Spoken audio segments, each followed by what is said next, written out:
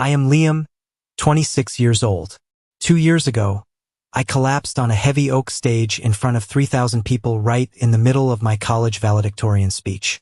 While I was being rushed into emergency brain surgery, bleeding onto a pristine white hospital gurney with paramedics shouting medical codes over my unconscious body, the hospital staff called my parents 67 times.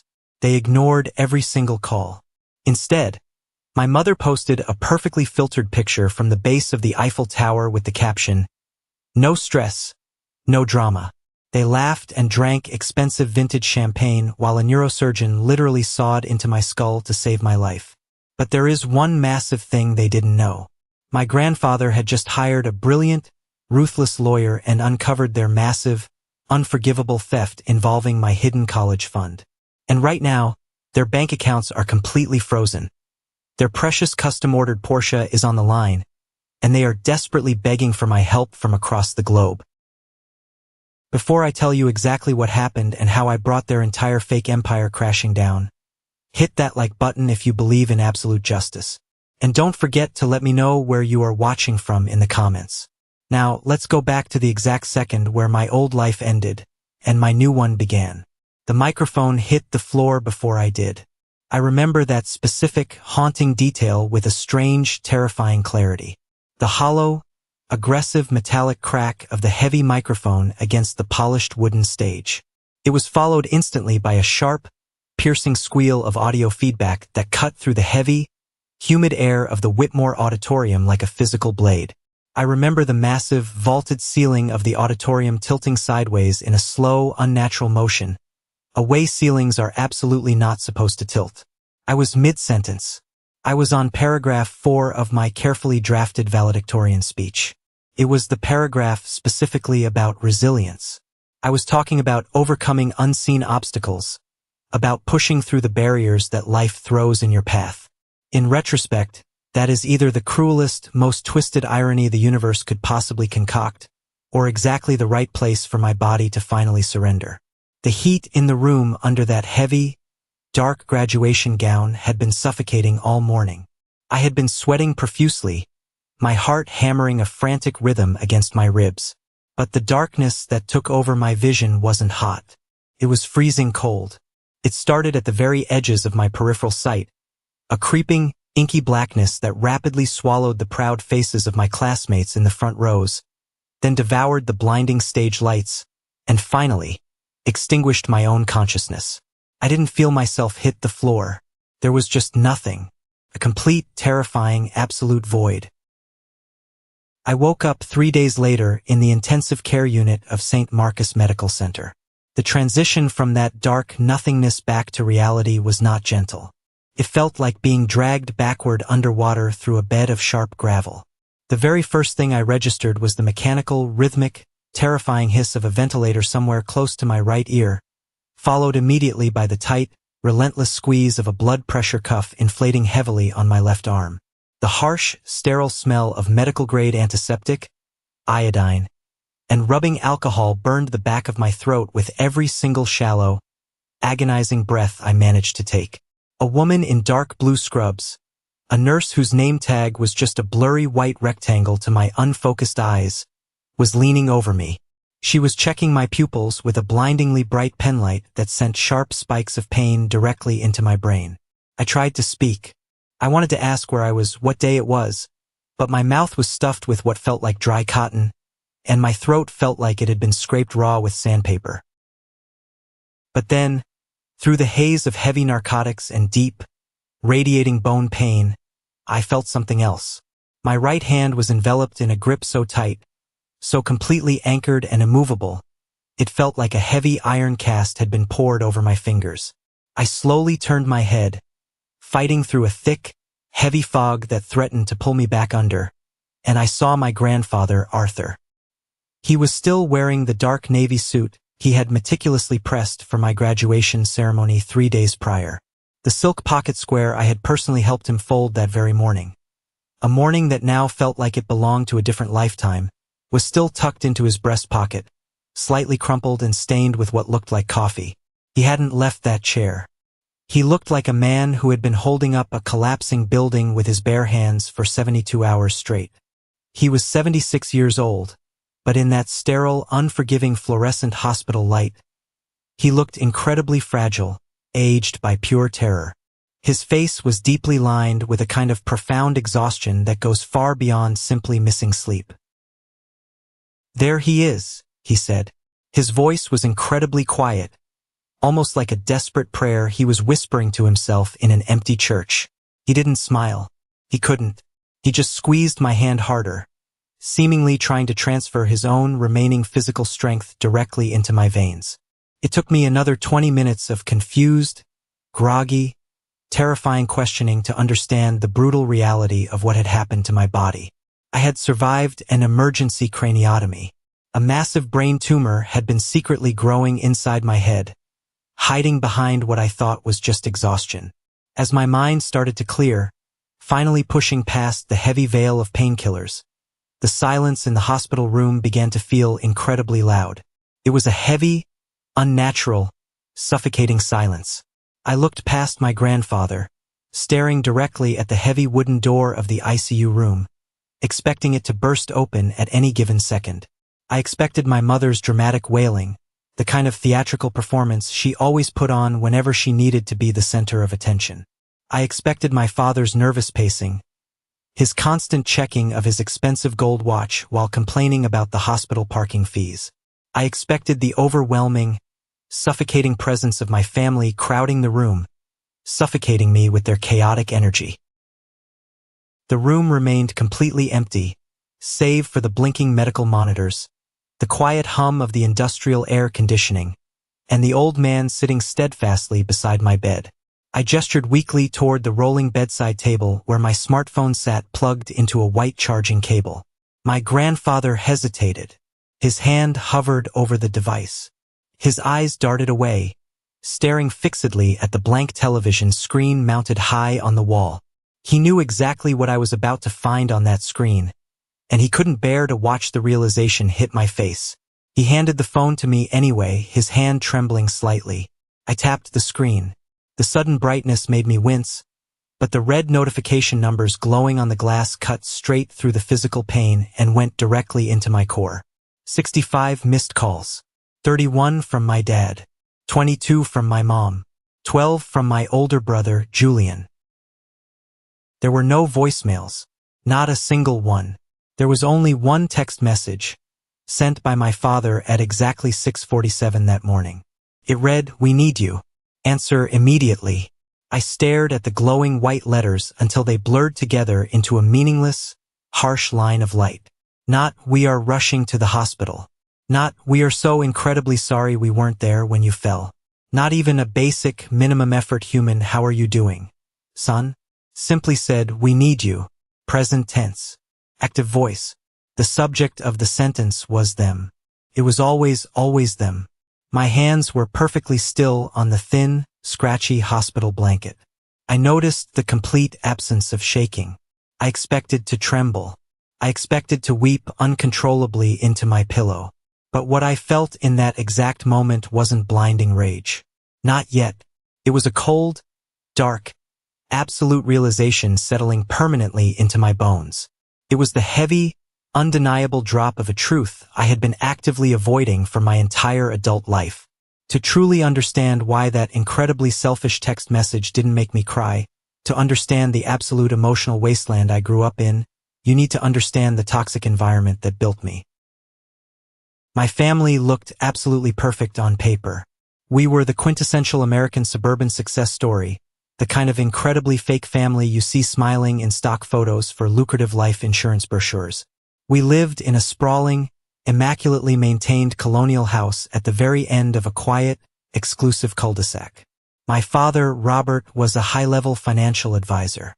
He was a man who pulled in a very comfortable salary managing other people's retirement portfolios, securing their 401k plans, and projecting an aura of total, unshakable financial stability to his wealthy clients. But behind our heavy mahogany front doors, he was astonishingly reckless with his own money. My mother, Evelyn, was an independent interior designer with tastes that completely and willfully ignored the concept of a household budget. She treated our home like a constantly revolving, high-end showroom. They lived entirely for outward appearances. They lived for the lavish country club dinners where my father could aggressively network, the neighborhood HOA meetings where my mother could boast about her latest imported Italian kitchen tile, and the pristine, manicured front lawn that signaled their superior status to the rest of the street. And then there was my older brother, Julian, the undisputed golden child. 4 years older than me, Julian was the absolute center of our family's entire solar system. He wasn't particularly smart, and he wasn't particularly driven by any actual ambition, but he possessed a certain arrogant, easygoing charm that my parents utterly adored and constantly rewarded. Every single one of our elaborate Thanksgiving dinners was essentially a dedicated shrine to Julian's incredibly mediocre achievements. When Julian barely made the junior varsity lacrosse team in high school, my parents surprised him in the driveway with a brand new car. A shiny, ridiculous, bright red sports coupe that cost more than some people make in an entire year of grueling labor. When Julian barely managed to scrape together the grades to get accepted to a mid-tier state college, after my father basically badgered the admissions office daily and made a very sizable anonymous donation to the university athletics department, they threw a massive, catered party in our backyard that rivaled a luxury wedding reception. There were massive ice sculptures melting on the buffet tables. There was a live jazz band playing on our patio. When I received my official acceptance letter to Alderman University 4 years later, carrying a highly coveted, full-ride academic scholarship for a brutally competitive biochemistry degree, I walked into our designer kitchen, the thick envelope trembling in my hand, my heart hammering with desperate pride, hoping for just an ounce of their validation. My mother looked up from her expensive iPad, gave a tight, thin-lipped smile that didn't even come close to reaching her eyes, and said, "That's great, honey. Make sure you don't track mud on the new Persian rug when you take out the trash." I used to lie awake at night in my small bedroom, staring at the ceiling, wondering why I was so thoroughly invisible to them. I spent years trying to solve the complex, painful equation of my own worthlessness. The answer, which my grandfather Arthur finally confirmed to me when I was much older, was brutally, devastatingly simple. I looked exactly like my late grandmother, Beatrice. Grandma Beatrice was my father's mother, and she was a force of nature. She saw right through Evelyn's superficial, money-hungry facade from the very first day they met. Beatrice was a sharp, fiercely independent, no-nonsense woman who used to constantly and publicly call out my mother's frivolous spending habits and her terrible, blatantly neglectful parenting toward me. When Beatrice passed away, her funeral was a tense, quiet, incredibly uncomfortable affair. My mother didn't shed a single solitary tear. Instead, on the car ride home from the cemetery, she immediately started badgering my father about the inheritance and the prime commercial real estate Beatrice had left behind. There was a brief, incredibly ugly custody battle over some priceless antique family heirlooms that my mother felt entirely entitled to, simply by marriage. She took all that built-up, toxic resentment, all that festering hatred she held for Beatrice, and projected it directly onto me simply because I had the sheer audacity to inherit Beatrice's dark, piercing eyes and sharp jawline. I was punished every single day for the perceived sins of a dead woman who had only ever spoken the truth. Because of this deeply ingrained dynamic, I learned early on that if I wanted absolutely anything in life, I had to bleed for it myself. I moved out the morning after my high school graduation. I packed exactly 2 canvas duffel bags, left my house key on the gleaming kitchen counter, and walked out the front door without a single goodbye. Throughout my 4 years at Alderman University, I didn't just study. I survived in a constant, agonizing state of fight or flight. My academic scholarship thankfully covered the massive tuition bill, but I had to keep a roof over my head, pay for incredibly expensive lab materials, and keep enough food in my stomach to stay conscious during lectures. I worked 30 to 40 hours a week across 3 different, exhausting jobs. I was the morning barista at a busy campus coffee shop, dealing with rude, entitled customers at 5 in the morning, constantly smelling like roasted beans and sour milk, while trying to memorize complex chemical structures on napkin scraps between serving lattes. I spent my weekends as a lab assistant in a private research facility, cleaning dirty beakers, sanitizing equipment, and logging endless rows of mundane data until my eyes burned and my vision literally blurred. And in the evenings, I tutored wealthy, lazy underclassmen in organic chemistry, desperately trying to keep them from failing out so I could afford my monthly electric bill. I slept an average of 5 hours a night, often passing out directly on top of my textbooks. My diet consisted entirely of cheap, sodium-packed ramen noodles, discounted bread from late-night Walmart runs, and the occasional leftover, stale pastry from the coffee shop that the manager secretly let me take home. I remember vividly standing in the aisle of a discount shoe store during the bitter winter of my sophomore year. My old sneakers were completely worn through the soles, the freezing, wet pavement constantly touching my bare feet. I spent 45 minutes standing there, calculating to the exact penny whether I could afford a $30 pair of generic, off-brand shoes without bouncing a check for my rent. I put the shoes back on the shelf. I walked home in the snow and taped the holes in my old sneakers with silver duct tape. While I was doing this, while I was literally starving and freezing, Julian was living in a luxury apartment downtown, entirely funded by my parents. They paid his exorbitant rent, his premium car insurance, and his endless, maxed-out credit card bills while he bounced between entry-level marketing jobs, constantly bragging at family dinners about his next big promotion that never actually materialized. The only bright light in my life, the only genuine, unconditional family I had, was Grandpa Arthur. He had built a small, blue-collar manufacturing business from the ground up in the 70s, sold it for a modest, comfortable sum, and spent the rest of his life being the most quietly decent, honorable man I ever knew. He absolutely despised status symbols. He proudly drove a 10-year-old Buick that rattled violently whenever it hit 50 miles per hour on the highway. He packed his own turkey sandwiches for lunch instead of eating at expensive downtown bistros with the other retirees. He was the one who checked in on me. He was the one who drove 2 hours every other weekend just to take me to a quiet, greasy diner so I could have one hot, filling meal a week that didn't come out of a microwave. Every time he looked at me across that sticky diner table, I saw absolute pride. Real, unfiltered, deep pride. During my senior year, as the immense physical fatigue began to completely crush my body, I started getting headaches. Blinding, localized, terrifying spikes of pain behind my right eye that made me nauseous. I aggressively chalked it up to stress. I blamed the 3 jobs. I blamed the massive 100-page senior thesis I was writing on cellular degradation. I popped over-the-counter ibuprofen like candy and pushed through the thick, suffocating brain fog. I couldn't afford to be sick. I didn't have the luxury of weakness. The morning of my graduation, Grandpa Arthur came to my tiny, cramped apartment to help me get ready. As he carefully adjusted my cheap, clip-on tie, his rough hands lingered heavily on my shoulders. He had this look in his eye, a complex, intense mix of deep sorrow and fierce, unwavering determination. "I have something incredibly important to tell you after the ceremony, Liam," he had said, his voice unusually grave and steady. "I've prepared everything. Your life is going to change completely today. I promise you." I thought he meant a graduation gift. Maybe a few $100s to help me transition into the real world and finally buy a decent pair of shoes. I smiled, hugged him tightly, and walked out the door toward the auditorium. I never got to hear what he had to say, because 2 hours later, I was unconscious on the wooden floor, my brain swelling dangerously against my skull. The stark, terrifying reality of the hospital room finally settled deep into my bones, replacing the lingering confusion with raw fear. The heavy metal door opened, and Dr. Sarah Vance walked in.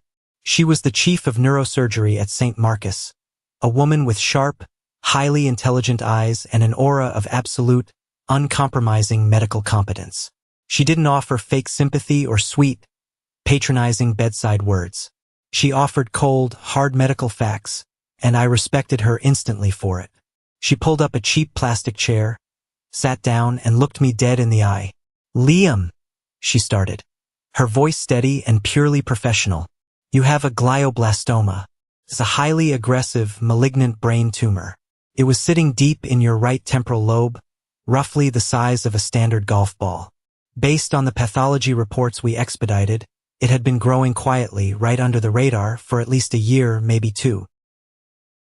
I felt the blood drain rapidly from my face, leaving my skin feeling like ice. A brain tumor, cancer, all those blinding headaches, all those times I ruthlessly, mercilessly berated myself for being lazy, for lacking focus during my shifts, for needing too much sleep while an actual physical mass was slowly crushing my brain tissue. We performed an emergency craniotomy, Dr. Vance continued, holding a thick medical clipboard tightly against her chest. You were on the operating table, your skull completely open, for 4 hours and 11 minutes. You lost a significant, dangerous amount of blood. We had to intubate you immediately upon arrival. Because of the highly critical nature of the surgery, the hospital social worker and the nursing staff called your emergency contacts, your parents, 67 times over the course of the first 48 hours to get medical consent and to inform them that you might not make it through the night. She paused. Her carefully constructed professional mask slipped just a fraction of an inch to reveal a glint of genuine, visceral human disgust. They never answered the phone. Not once. After Dr. Vance left the room, leaving behind a thick, terrifying stack of glossy pamphlets about intense radiation and aggressive chemotherapy protocols, I looked over at Grandpa Arthur. He looked older than I had ever seen him, frilier. His shoulders slumped heavily under the weight of an invisible, crushing burden. Where are they? I asked. My voice sounded terrible, like crushed glass grinding together in my throat. Grandpa Arthur reached into his tailored jacket pocket, pulled out his smartphone, and opened the Instagram app. He didn't say a single word. He didn't offer a polite excuse or try to soften the blow. He just handed the glowing phone directly to me.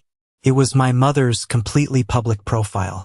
A high-resolution photo posted at exactly 11:47 p.m. on the exact day I went into the operating room. It was a perfectly framed, professionally lit picture of my mother, my father, and Julian standing at the base of the brilliantly illuminated Eiffel Tower in Paris. They were holding up tall crystal champagne flutes, toasting directly to the camera lens. My mother was wearing a brand new, clearly expensive designer silk scarf, laughing with her head thrown back. A full, uninhibited, incredibly joyous laugh she never, ever displayed inside the walls of our home. The caption read, "Finally, the Paris family trip. No stress, no drama. Just living our absolute best lives in the city of light." Below it, a glowing comment from one of her wealthy country club friends. "You deserve this getaway so much, Evelyn. Enjoy the luxury." My mother's reply, tagged with a sparkling heart emoji. "We absolutely do. Life is too short." I handed the phone back to Arthur. The silence in the ICU room was absolute, deafening, and suffocating. My own flesh and blood, the people who brought me into this world, had willingly boarded a transatlantic flight while a highly trained surgeon was cutting my skull open. They had actively, consciously chosen champagne, luxury shopping, and social media photo ops over the life of their dying son. "They knew," Grandpa Arthur said quietly, staring fixedly at the scuffed linoleum floor. "Your cousin called me the night of your surgery, frantic. She told them everything before they even arrived at the boarding gate. They knew you collapsed on stage. They knew you were in critical, life-threatening condition. They actively chose to turn their phones completely off." I closed my eyes tight. The betrayal was absolute, complete, and stunningly final. It was a deep physical ache in my chest, a tearing, burning sensation sharper than the dozens of metal staples currently holding my scalp together. But it wasn't the end. The real storm, the hurricane that would tear the very foundation of my family apart, hadn't even begun to hit the shore. "Liam," Grandpa Arthur said. His tone shifted completely. The deep, mourning sorrow vanished entirely, replaced by a cold, hardened, terrifying steel I had never heard from this gentle man before. He sat up straighter in his chair. "There is something else. The thing I was going to tell you in your apartment after your graduation." I opened my eyes and forced my blurry vision to focus entirely on his face. He pulled his chair closer to the hospital bed, leaning in until he was mere inches away. "Before your grandmother Beatrice died, She sat down with her lawyers and set up a trust. A massive college fund specifically designated for you and only you. She explicitly, legally stated in the binding documents that your parents were to have absolutely no access to it under any circumstances whatsoever. It was meant to give you a massive head start in life, to protect you from Evelyn's greed. By the time you started your freshman year at Alderman, that carefully managed fund had grown to over $340,000. I stopped breathing. My lungs froze. The heart monitors beside me beeped a sudden, rapid, shrill warning before I forced myself to aggressively inhale and calm my racing pulse down. $340,000. While I was physically starving. While I was wrapping my worn-out shoes in silver duct tape. While I was crying from sheer, agonizing exhaustion in the dark back room of a coffee shop. Your father knew about it, Arthur continued, his jaw tight, his eyes burning with an intense, furious anger. 4 years ago, right before your freshman semester started, Robert came to my house. He looked me dead in the eye and swore to God that your academic scholarship had fallen through at the absolute last minute due to a clerical error. He said you were desperate, crying hysterically, and that you needed the tuition money immediately or you couldn't enroll. He begged me to release the funds directly to him so he could personally pay the university. I had a full ride. I stammered, my mind spinning violently, trying to process the magnitude of the lie. I never paid a single dime in tuition. Not one. I know that perfectly well now, Arthur said bitterly, shaking his head. But I implicitly trusted my own son-in-law. I truly thought he was trying to protect you. Over the course of your 4 years at college, Robert came to me 4 separate times. He cited incredibly expensive lab fees, sudden housing crises, exorbitant necessary textbooks. I wrote the checks, for massive checks, totaling exactly $153,000. The room started to spin again, the edges of my vision darkening. $153,000 stolen directly from my future, from my blood. Where did the money go? I whispered. Arthur's eyes turned absolutely glacial. I hired a private investigator in March, an elite forensic accountant. I got the subpoenaed bank records. That money never went anywhere near Alderman University.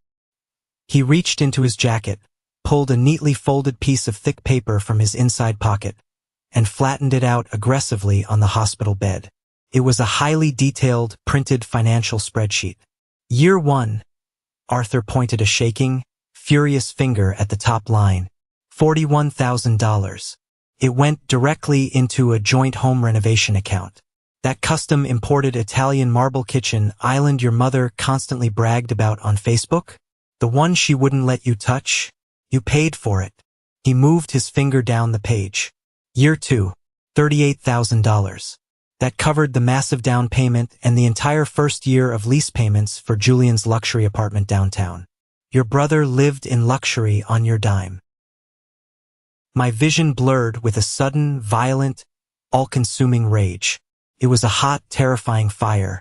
I gripped the thin hospital blanket until my knuckles turned completely white, the muscles in my forearms screaming. And year 3, Arthur said, his voice dropping to a dangerous, lethal, absolutely terrifying whisper. $74,000. They walked into a luxury car dealership and bought a brand new, custom-ordered Porsche Cayenne. Evelyn's daily driver. Paid in full, in cash, using the exact money Beatrice left to guarantee your future. I couldn't speak. I literally could not command my vocal cords to form words.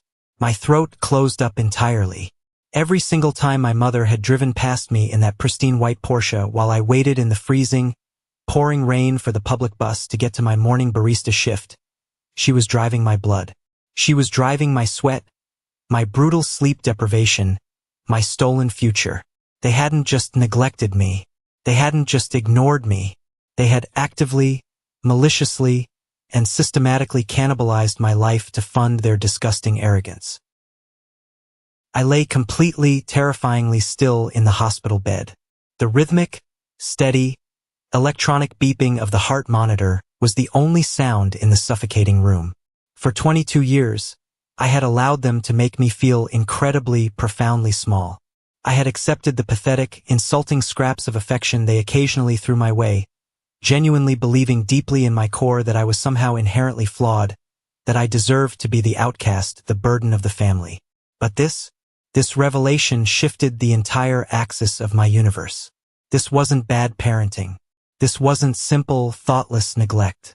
This was a highly calculated, malicious financial slaughter. I looked down at the glowing text message on my phone screen again. The one from my father that had arrived at exactly 6:47 a.m. Paris time. "We need you. Answer immediately." Suddenly, the fragmented pieces snapped together in my mind with terrifying, absolute clarity. The puzzle was completely finished, and the picture it formed was utterly sickening. "They didn't text me because they found out about the brain surgery, did they?" I asked, my voice eerily calm, completely devoid of all the frantic panic I had felt just an hour ago. The tone of my own voice surprised me. It sounded like a stranger. Grandpa Arthur shook his head slowly, a grim, incredibly dark smile touching the corners of his mouth. "No. Yesterday afternoon, while you were still completely unconscious on the ventilator, my estate lawyer, Marcus Thorne, executed the strict, unyielding legal orders I gave him before your graduation. He officially and permanently froze the remaining balance of the trust. Furthermore, he filed an emergency, airtight injunction on your parents' bank accounts based on the forensic evidence of massive wire fraud and the gross misappropriation of designated trust funds. A dark, incredibly grim, deeply satisfying warmth bloomed deep in my chest. The intense heat of it chased away the cold, sterile reality of the hospital room. Their accounts are frozen. "Everything?" Arthur confirmed, heavily tapping the printed spreadsheet on my bed. "Their primary checking, their savings, their joint accounts, their investment portfolios. Marcus even managed to put a provisional legal lien on the house and the Porsche pending a formal civil lawsuit. They are currently stranded in Paris with completely maxed out credit cards and absolutely zero access to liquid cash. They found out yesterday morning when Evelyn's premium card was violently, publicly declined at a high-end designer boutique near the Louvre. That was it. That was the naked, incredibly ugly reality of my family. My parents weren't frantically calling because their youngest son was lying broken in a hospital bed with a stapled skull and a terrifying cancer diagnosis. They were calling because their personal ATM had been abruptly shut off. They needed me, the naive, desperate for love, easily manipulated son they thought they controlled entirely, to call Grandpa Arthur and hysterically beg him to lift the freeze. They wanted to use my voice, my trauma, to unlock their stolen money. They wanted to manipulate me one last, spectacular time. The profound, heavy sadness I had carried my whole life, the desperate need for their approval, evaporated instantly. It was gone, burned away. In its place, a cold, hyper-focused, incredibly dangerous machinery turned on inside my head. I wasn't the crying victim anymore. I was the architect of their absolute ruin. "I want to speak to Marcus Thorne," I said. My voice didn't waver a fraction of an inch. Within an hour, Marcus was on speakerphone, his voice echoing in the quiet room. He was an absolute shark of a lawyer, a man who spoke in precise, lethal legal terms without an ounce of unnecessary emotion or hesitation. He methodically walked me through the massive stack of documentation Arthur had provided him. We had the original canceled checks with my father's forged memo lines clearly stating Liam's tuition. We had the subpoenaed bank records showing the direct, undeniable wire transfers to the luxury car dealership and the private kitchen contractors. It was an airtight, utterly devastating case of financial fraud. "Liam," Marcus said through the phone speaker, his voice perfectly professional but tinged with deep, undeniable respect. "Listen to me very carefully. They are going to try to contact you the absolute second they land on American soil. They are going to fly back in a panic, rush straight to that hospital, and they are going to use every single emotional manipulation tactic in the book to get you to sign a legal waiver releasing them from financial liability. They will cry.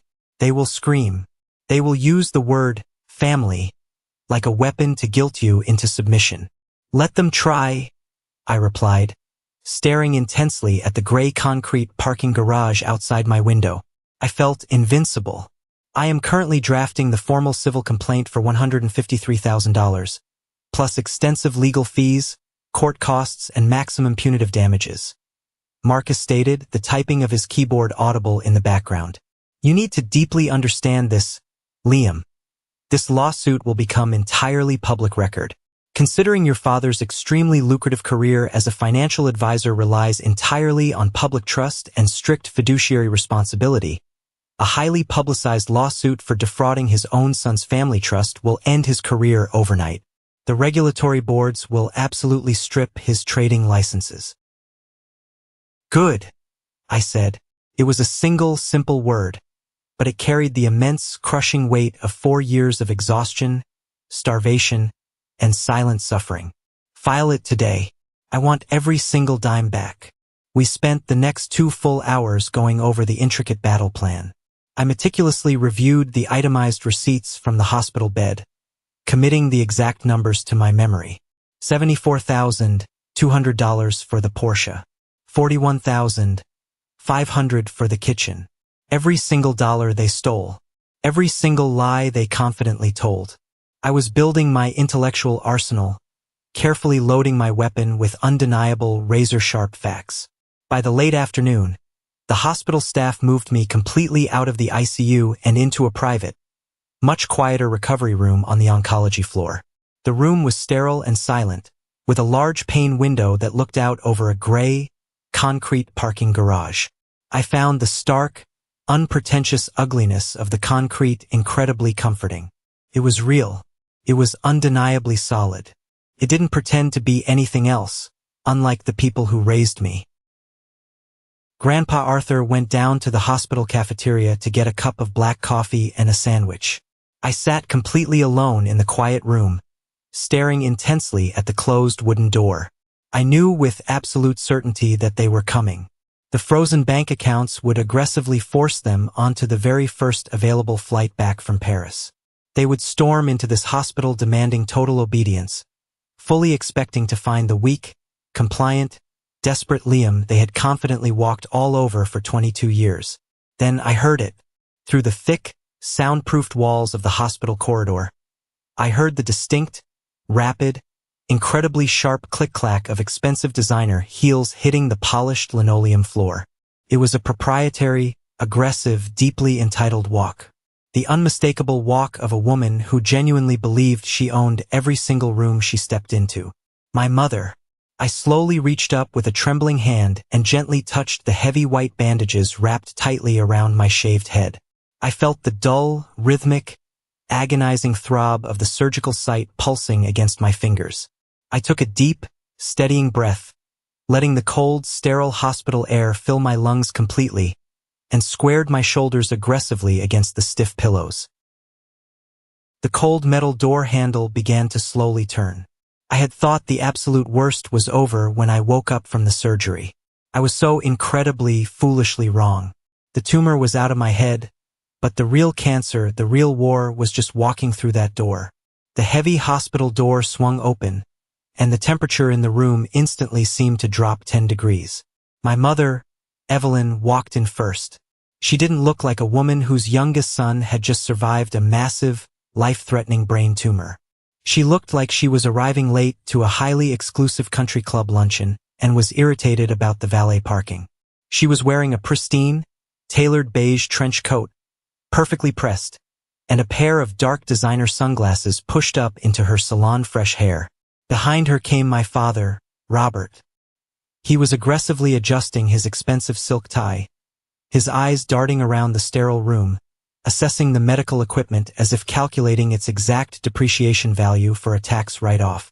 He looked incredibly uncomfortable, not out of guilt, but because being around sickness offended his polished, upper-class sensibilities. And finally, trailing behind them like a bored teenager forced to attend a mandatory family event, was my older brother, Julian. He was actually carrying 3 stiff paper shopping bags from high-end Parisian boutiques. The thick rope handles dangled from his wrists as he aggressively tapped on his smartphone, not even looking up at me. "Oh, my sweet boy," my mother cried out. It was a completely theatrical performance. Her voice hit that high, wavering pitch she used when she wanted the neighbors to hear her. She swept across the hospital linoleum with her arms wide open, aiming straight for my bed. She was going for the dramatic, tearful embrace, fully expecting me to melt into her arms and play the role of the grateful, weak, compliant child she could comfort for the cameras. I didn't move. I didn't raise my arms. I just stared at her with eyes as cold and dead as the concrete parking garage outside my window. She reached the side of my bed and had to awkwardly complete the hugging gesture around a body that entirely refused to participate. She patted my shoulder stiffly, pulling back with a perfectly manicured look of wounded concern. "We came as fast as we physically could, Liam," she said, her voice dripping with artificial sweetness. It was an absolute nightmare trying to get a direct flight out of Charles de Gaulle. The airline was completely unreasonable. "The Louvre was open yesterday," I said. My voice was a flat, gravelly rasp. "I saw the photos." My mother froze. Her face did something incredibly complicated. For a fraction of a second, the carefully constructed mask slipped, revealing the cold, calculating machinery underneath. Then, she quickly managed her expression, shifting into a look of deep, maternal injury. "Liam, sweetheart," she sighed, placing a hand on her chest. "We didn't know how serious it was. The hospital left these incredibly vague, automated messages. We thought you just had a fainting spell from working those ridiculous barista shifts you insist on taking." The hospital called 67 times. "Evelyn," Grandpa Arthur spoke up from the corner of the room. His voice was like a whip cracking in the quiet space. My father finally stepped forward, putting on his best financial advisor voice. The deep, reassuring tone he used to calm down wealthy clients when the stock market took a minor dip. "Arthur, please. Let's not raise our voices in a hospital. We are a family. We are here now, and that is all that matters. Liam is clearly recovering well." Julian finally looked up from his glowing screen. He took one look at the heavy bandages wrapped tightly around my shaved skull, the 4 lines snaking into my bruised arms, and the heart monitors beeping next to my bed. He tilted his head slightly, a look of mild annoyance crossing his perfectly tanned face. "Yeah, honestly, bro, you look totally fine," Julian said, dropping the heavy boutique bags onto the small visitor's sofa. "It was super scary when we finally got the voicemails, but the doctors obviously handled it. Anyway, we had to cut the Paris trip 2 whole days short to fly back, so we made a massive sacrifice to be here." I looked at Julian. I looked at the boutique bags sitting in an oncology recovery room. Something inside my chest went very, very quiet. The last lingering shred of hope I had, the pathetic, childish hope that maybe, just maybe, seeing me broken in a hospital bed would finally wake them up, died right then and there. "Sit down," I said. The absolute authority in my voice surprised even me. My father blinked, taken aback. "Excuse me?" I said. "Sit down. All of you." My mother let out a sharp, offended breath, but my father placed a warning hand on her arm. They sat down on the small sofa, wedged tightly next to Julian's shopping bags. "We need to talk about the bank accounts." My father started immediately, completely unable to help himself. He leaned forward, resting his elbows on his knees, interlocking his fingers. He was trying to take control of the narrative, trying to establish dominance. "Liam, Arthur has completely lost his mind. He has somehow managed to put a temporary illegal freeze on our primary checking and our investment portfolios. He's even threatening our real estate. This is a massive misunderstanding, and I need you to tell him to call his lawyer and drop this ridiculous injunction before I am forced to sue him for defamation." He didn't ask how the surgery went.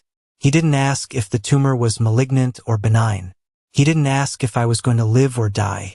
He asked about his money. "It's not a misunderstanding, Robert," I said, leaning back against the stiff hospital pillows. "And Grandpa Arthur didn't do it. I did." Silence fell over the room. It was so profound, so absolute, that I could hear the faint hum of the fluorescent lights overhead. "What are you talking about?"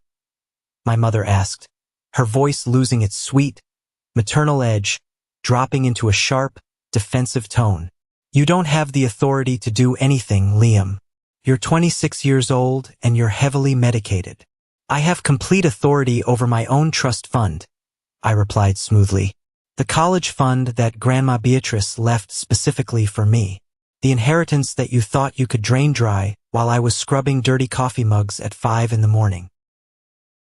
My father's face drained of all color. He looked exactly like a man who had just stepped off a cliff and was waiting for gravity to take effect. Liam, listen to me, Robert said, his voice suddenly shaking. I don't know what Arthur has been filling your head with, but every single financial decision I made was for the overall benefit of this family, as a fiduciary. Don't you dare use that word. Grandpa Arthur stood up, his tall frame casting a long shadow over my father. You have no concept of fiduciary duty. You are a thief, Robert. A common, pathetic thief wearing a very expensive suit. It was a family discussion. My mother suddenly shrieked, her perfect composure shattering into a million jagged pieces. She pointed a shaking finger at me. We all agreed that the household needed improvements to maintain our property value. We are the ones who put a roof over your head for 18 years. You owed us that money. I owed you nothing, I said, my voice dangerously calm. I looked directly into her eyes. You stole $153,000 from your own dying son to buy a custom Porsche. I thought the worst was over. I thought exposing the theft would be the end of it. I was so incredibly wrong. The real ugliness, the true, deeply rooted poison of my family, was about to spill out all over that sterile hospital floor. Grandpa Arthur reached into his tailored jacket pocket and pulled out a thick manila envelope. He didn't hand it to my father. He tossed it onto the edge of my hospital bed. It landed with a heavy, satisfying thud. That envelope contains the subpoenaed bank records, I said, staring at my father, whose hands were now visibly trembling. It contains the original canceled checks with your forged memo lines. It contains the exact, itemized wire transfers to the luxury car dealership and the private kitchen contractors. We have every single receipt. Julian, who had been staring blankly at the wall, suddenly turned his head. Wait, what Porsche? Mom's Porsche? You bought that with Liam's money? My mother completely ignored Julian. She was staring at the manila envelope as if it were a live grenade. She shifted tactics instantly. I had watched her do this my entire life. When aggression failed, she pivoted to the emotional redirect. The tears came and they were real. Her chest heaved, and she buried her face in her hands. You don't understand, she sobbed, looking up at me with mascara running down her cheeks. You don't understand what it was like for me, Liam. Every single time I look at you, I see her. I see Beatrice. She pressed her manicured fingers aggressively against her mouth, trying to stifle a loud sob. She made me feel completely worthless for 30 years. Every room I walked into, every Thanksgiving dinner, every family gathering. She found something to criticize. She hated me. She wanted Robert to divorce me. And you have her exact face. You have her eyes. You judge me exactly the way she did. I am not her, I yelled, my voice finally breaking its calm facade, echoing loudly in the small room. The heart monitor beside me began to beep rapidly. I never was. I was your son. You punished a terrified, starving child for a dead woman's sins. It's not fair, my mother cried out, completely hysterical now, entirely absorbed in her own victimhood. She left all that money for you just to spite me, just to prove she was better than us. And you?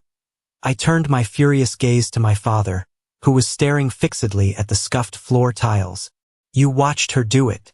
You watched her treat me like garbage for 22 years, and you said absolutely nothing because it was easier for you. Because standing up to her cost you more energy than watching your own son be destroyed. And then you had the sheer, unbelievable audacity to steal my college fund to buy her loyalty. My father didn't deny it. He couldn't. That was the pathetic reality of Robert. He was a coward. He was only honest in the exact moments when his lies were no longer useful. "We are filing a formal civil lawsuit, Robert," Grandpa Arthur said, his voice cold and absolute. "My lawyer, Marcus Thorne, is filing the paperwork on Monday morning. We are going after the full $153,000, plus maximum punitive damages, legal fees, and consequential damages for the 4 years of agonizing labor Liam was forced to endure. And because it's a civil fraud case regarding a family trust, it will become public record." My father's head snapped up, his eyes wide with sheer terror. "Arthur, please, you can't do that. If a fraud lawsuit goes public, the regulatory boards will launch an investigation. My wealthy clients will pull their portfolios. I will lose my financial trading licenses. It will completely ruin my entire career." "You ruined your own career," Arthur replied without an ounce of pity. "You should have thought about the regulatory boards before you cashed the very first check." "Liam, please," my father begged, dropping his arrogant posture completely. He actually stepped forward and reached for my hand. I pulled it away in disgust. "We are family. Families make mistakes. I will pay you back. I swear to God. I will liquidate some assets. I'll figure it out. But you cannot let Arthur file that lawsuit. It will destroy us. You left me to die while you drank champagne in Paris," I said, my voice dropping to a harsh whisper. "You are already destroyed." Right at that exact, tension-filled second, my smartphone buzzed on the bedside table. In a room suffocating with heavy drama, the sharp vibration sounded like a gunshot.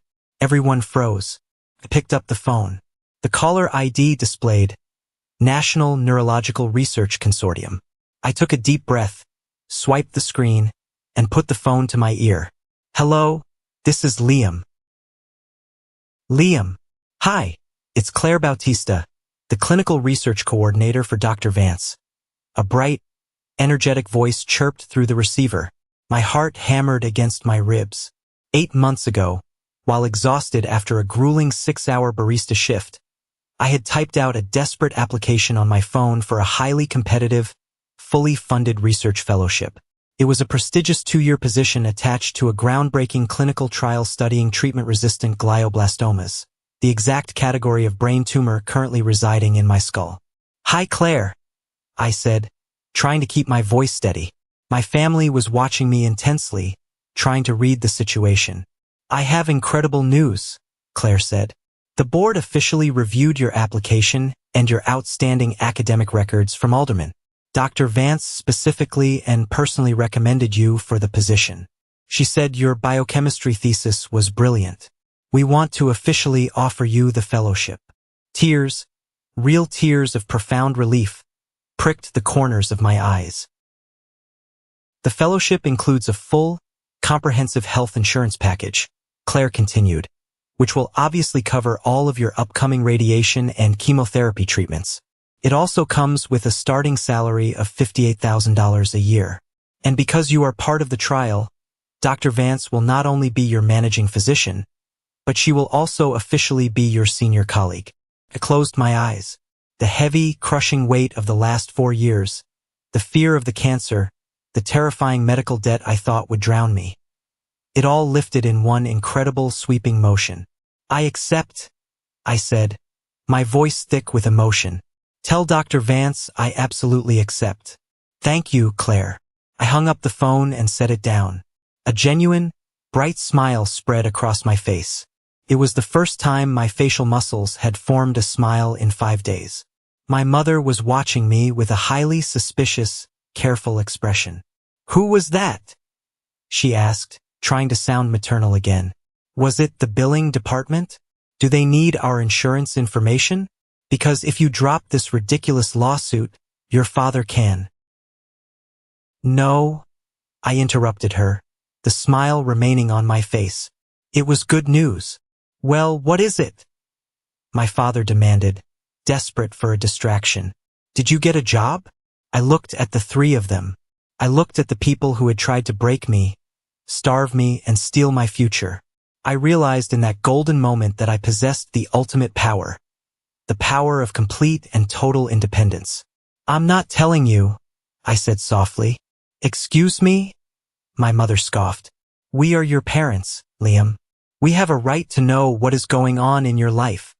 No, Evelyn, you don't, I replied, the smile fading into a look of absolute, untouchable resolve. You lost the right to know anything about my life the second you boarded that plane. You lost it when you bought that Porsche. Some things belong entirely to me now, and I get to decide exactly what to share and with whom and when. Now, get out of my hospital room. True to his word, Marcus Thorne filed the civil claim first thing on Monday morning. Marcus was a former county prosecutor with 26 years of ruthless experience in estate and civil law. He possessed the terrifying economy of a man who had long ago learned that the most effective legal maneuvers are completely silent until they strike. He filed the massive lawsuit on my behalf for exactly $153,400, the exact total of the 4 checks my father had fraudulently misappropriated. But Marcus didn't stop there. He aggressively tacked on massive legal fees and heavily documented consequential damages. This included a detailed financial breakdown of the 4 years of unnecessary, grueling employment I suffered, and the extreme emotional and physical stress of supporting myself through a rigorous biochemistry degree on money I shouldn't have needed to earn. I was not in the room when he filed the heavy stack of paperwork at the county courthouse. I was lying in my quiet hospital bed, peacefully watching a National Geographic documentary about deep-sea fish. Felt oddly appropriate. I was watching creatures that had brilliantly adapted to survive in complete, crushing darkness, building their own bioluminescent light from the inside out. The thing about severe civil claims involving financial fraud is that they immediately become public record. And public records, in a highly connected suburban world obsessed with gossip and the internet, have a terrifying way of being found almost instantly. By Tuesday afternoon, the carefully constructed, fake facade of my parents' perfect suburban life began to violently collapse. A wealthy family friend, someone who had attended my parents' lavish 25th anniversary party 2 years prior, someone my mother constantly posted photos with at the country club, sent my mother a concerned text message asking if the rumors about Robert being investigated for defrauding a family trust were true. Panic set in. Pure, unadulterated panic. My mother called my phone exactly 12 times that Tuesday. I didn't answer a single call. Finally, she sent a desperate, frantic text message. Can we please just talk, Liam? As a family? Please, people at the club are starting to stare at me. I typed back a single, cold sentence. Marcus Thorne is your only point of contact now. His office number is in the formal email he sent you. My father, terrified of losing his lucrative financial trading licenses, retained an expensive defense lawyer by the end of business on Wednesday. According to Marcus, my father's attorney immediately attempted to negotiate a quiet, private settlement out of court. They wanted to sweep the fraud under the rug before the regulatory boards caught wind of it. Marcus brought the written settlement offer to me on a Thursday afternoon. I had just been discharged from the hospital and was sitting across from him at a cheap folding table in my brand new apartment. A quiet, sunlit one-bedroom on the 4th floor of a building that smelled like old wood and fresh coffee. I had confidently signed the lease the exact day my remaining, unfrozen trust fund money cleared into my private account. The initial offer is for $110,000, Marcus said, sliding the heavy legal document across the table. Your father's attorney included a very pathetic letter explaining that the full $153,000 is not currently liquid, as it is tied up in the Porsche and the house equity. They are claiming that settling now for a lesser amount will avoid the immense expense and the highly damaging publicity of a full, drawn-out court hearing. I looked down at the insulting offer. Then, I looked up at Marcus's sharp eyes. What's your professional read on this?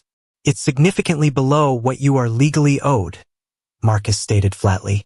However, the counteroffer is entirely yours to decide. We can absolutely go after the rest. It will take longer. It will remain in the public record through the full discovery phase and the hearing.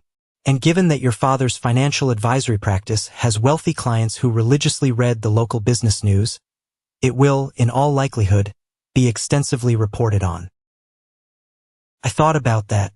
I thought about the 4 years of sheer misery, the duct-taped shoes, the freezing bus stops, and the champagne under the Eiffel Tower.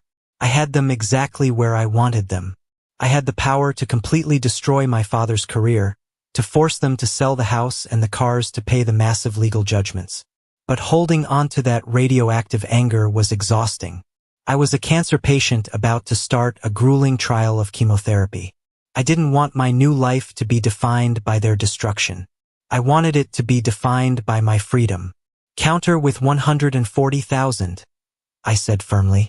Give them exactly 72 hours to wire the funds, or we proceed to a full public trial and contact the regulatory board ourselves. Marcus smiled a terrifying, shark-like smile. Consider it done. They accepted the counteroffer within 24 hours. They were utterly terrified.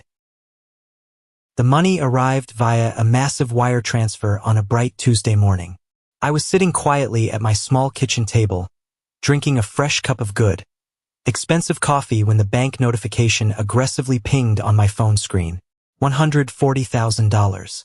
The massive sum cleared directly into the private account that also held the remaining balance of the Freedom Fund from Grandma Beatrice. I sat with it for a long, silent time.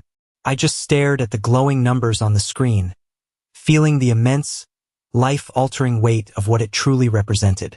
It wasn't just money. It was my stolen years returned to me. Then my phone buzzed again. It wasn't my parents. It was a direct message on Instagram from my brother, Julian. Since the explosive confrontation in the hospital room, Julian had been completely silent. Now he was finally reaching out. I opened the message cautiously. Liam, the message read, I just want you to know the absolute truth. I didn't know about the stolen college fund. I swear to God, I genuinely didn't know. Mom and Dad always told me your scholarship covered everything, and they told me the money for my apartment came from Dad's year-end bonuses. I thought I was just the favorite child. I didn't realize my entire life was being funded by your suffering and your money. I know an apology doesn't fix a single thing they did. I just needed to say it. I started seeing a therapist this week. I'm trying to figure out who I actually am without their money. I looked at the long paragraph for a very long time. Julian was the golden child, yes. He was arrogant, spoiled, and deeply entitled. But reading those words, I realized he was also a victim of their toxic manipulation. They had bought his love, crippling his ability to be an independent adult. I took a deep breath and replied, I believe you, Julian. That doesn't change the past, and it doesn't instantly fix our relationship, but I believe you. Keep going to therapy. Do the work. He didn't respond to that message immediately. He didn't demand instant forgiveness or try to force a reconciliation. He just hearted the message. It was a tiny, incredibly fragile step forward. I had opened a small door, just not the wide open one my parents had demanded. 6 months have passed since the massive wire transfer completely severed my financial and emotional ties to my parents. I am currently exactly 6 months into my highly competitive research fellowship. The medical research I am doing is absolutely extraordinary. I spend my long, fulfilling days in the exact same hospital where I woke up terrified, not knowing if I would survive the week. I now work side by side with Dr. Sarah Vance and a brilliant, dedicated team of 7 other researchers, intensely studying the complex biological mechanisms that make glioblastomas like mine aggressively resistant to standard treatments. The profound, poetic irony of it is not lost on me. The exact same terrifying disease that completely collapsed my old life on that graduation stage is also the exact thing I am now passionately spending my new life studying. I don't know what to call that. Fate, destiny, or just the universe's twisted sense of humor. I've decided I don't need to put a neat label on it. My own rigorous medical treatment continues every single week. The intense concurrent radiation and chemotherapy are absolutely exhausting, draining my energy and making me violently ill some days. But the latest high-resolution MRI imaging showed that the residual tumor mass has not grown a single millimeter. Dr. Vance looked at the scans and used the word encouraging. I have learned over the past brutal 8 months to hold the word encouraging exactly as much as it weighs. No more, no less. It's not a guarantee of a long life, but it's enough hope to keep fighting. I live completely alone in my quiet apartment, which I find I absolutely love. My apartment has massive windows with good, natural light. I have a sturdy wooden bookshelf that I built entirely from scratch using a confusing YouTube tutorial and the completely wrong size screwdriver. I've started cooking actual nutritious food, grilling salmon, roasting vegetables, which sounds like a minor detail, but after 4 years of surviving on toxic ramen noodles, it feels like a massive, daily victory. I bought a brand new pair of expensive, comfortable running shoes at full retail price without having to calculate what essential bill I was going to sacrifice to afford them.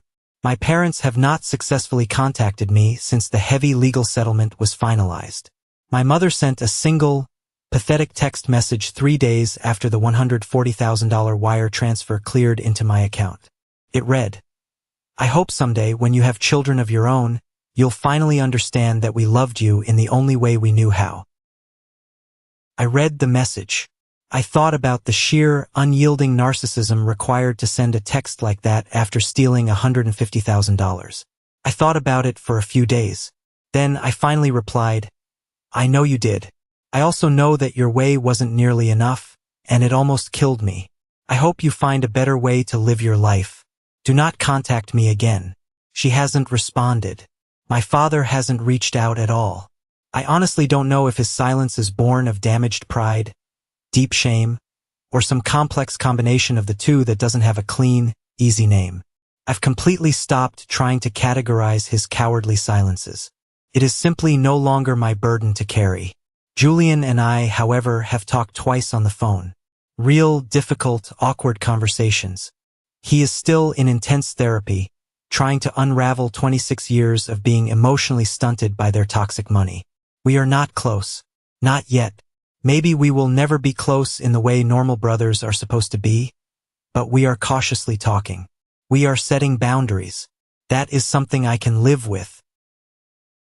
Grandpa Arthur and I have dinner together every single Sunday without fail. He drives his rattling, 10-year-old Buick to my apartment building and brings something incredibly delicious he's cooked from scratch. Usually a heavy pot roast or a rich vegetable soup that is somehow both extremely simple and life-changingly good. We eat at my small kitchen table, argue passionately about local politics, and talk extensively about Grandma Beatrice. I am constantly learning more about her every week. I learn about her fierce stubbornness, her loud, unapologetic laugh, the way she once aggressively returned a piece of highly expensive, flashy jewelry my grandfather had bought her because she thought the money would be vastly better used helping a local charity. "She would have really liked you, Liam," Grandpa Arthur said to me one Sunday, looking at me with that deep, unwavering pride. He said it in a specific tone that meant something much larger than the simple sentence itself. "I have her exact face," I replied, smiling gently. "Much more than that," Arthur said, placing his rough hand over mine on the table. "You have her absolute, unshakable sense of what things are truly worth in this life." I think about the letter Beatrice left for me, the letter that accompanied the trust fund documents. She had written it in her own elegant, looping handwriting. She called the money the Freedom Fund. The freedom to completely leave whatever situation harms you, she had written on the thick stationery. The freedom to proudly stay exactly where you are valued. The freedom to aggressively build something that belongs only to you. She had never even met me. She had died before I took my very first breath in this world. But she had looked far ahead into a dark future she would never see, and she decided that whoever this boy would turn out to be, he absolutely deserved a clear, fully funded way out of the toxicity she knew her daughter-in-law would create. I have that handwritten letter professionally framed on my living room wall. The frame is cheap, just a plain black plastic one I bought from the local drugstore. Someday, when I have more time, I'll get a much nicer one. But for right now, hanging there in the sunlight of my own home, it's exactly what it needs to be. I collapsed in front of 3,000 cheering people on what was supposed to be the absolute best, most triumphant day of my life. I was bleeding, terrified, and broken. And I woke up to find the only single person in my family who had bothered to stay.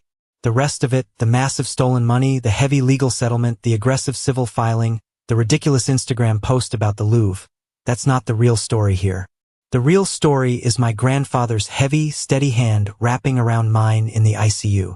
The real story is the wrinkled navy suit, the coffee-stained pocket square, the absolute, undeniable fact that he had been sitting in that incredibly uncomfortable plastic hospital chair for 3 days in the exact same clothes, refusing to leave the room for even a second because he knew someone needed to be there when I finally opened my eyes.